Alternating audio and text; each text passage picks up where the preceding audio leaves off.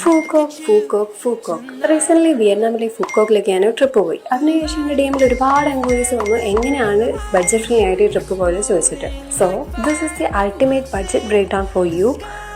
Phu Quoc is a visa free island. ഞാനിവിടെ പോയിട്ടുണ്ടായിരുന്നു ഒരു 3 nights 4 days ചെയ്യുന്ന പാക്കേജ് എടുത്തിട്ടായിരുന്നു. ഈ ഒരു ഡേയ്സിനുള്ളിൽ തന്നെ ഞാൻ ഫൂക്കോക്കിലെ കണ്ടിരിക്കേണ്ട എല്ലാ ഡെസ്റ്റിനേഷൻസും കവർ ചെയ്തിട്ടുണ്ട്. ഇവിടെ ഹോട്ടൽസും ട്രാൻസ്പോർട്ടേഷനും എല്ലാം വളരെ ചീപ്പാണ്. ഒരു 4 nights അത്യാവശ്യം ക്വാളിറ്റി ഉള്ള ഒരു ഹോട്ടലിൽ നമുക്ക് സ്റ്റേക്ക് ആവുന്നത് അണ്ടർ 10,000 ആയിരിക്കും. അല്ല, നിങ്ങളൊരു ലക്ഷറി ഹോട്ടലൊക്കെ എക്സ്പീരിയൻസ് ചെയ്യാൻ താല്പര്യമുള്ളവരാണെന്നുണ്ടെങ്കിൽ 60,000 നിങ്ങൾക്ക് അതും അവൈലബിൾ ആണ്. പിന്നെ ട്രാൻസ്പോർട്ടേഷൻ ഞങ്ങൾക്ക് ആകെ ആയിട്ടുള്ളത് 2,000 രൂപയാണ്. പിന്നെ മെയിനായിട്ട് ഇവിടെ കണ്ടിരിക്കേണ്ട എല്ലാ ഡെസ്റ്റിനേഷൻസും അതുപോലെ തന്നെ അതിൻ്റെ എൻട്രി ടിക്കറ്റ്സിന് എത്രയാവും എന്നുള്ളത് ഞാനിവിടെ മെൻഷൻ ചെയ്യുന്നുണ്ട്. ലോകത്തിൽ തന്നെ ഏറ്റവും നീളം കൂടിയ കേബിൾ കാർ ആയിട്ടുള്ളത് ഈ ഐലൻഡിലാണ്. അതിന് നമുക്ക് എൻട്രി ടിക്കറ്റ് ആവുന്നത് 2,500 രൂപയാണ്. അതിന് മാത്രമല്ല കിസ് ഓഫ് ദി സീ ഷോയ്ക്കും ഇതേ എമൗണ്ട് തന്നെയാണ്.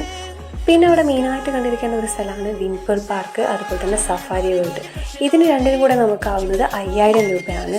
പിന്നെ ബോട്ട് റൈഡ് അവൈലബിൾ ആണ്, അതിന് 600 രൂപയാവുന്നുള്ളൂ.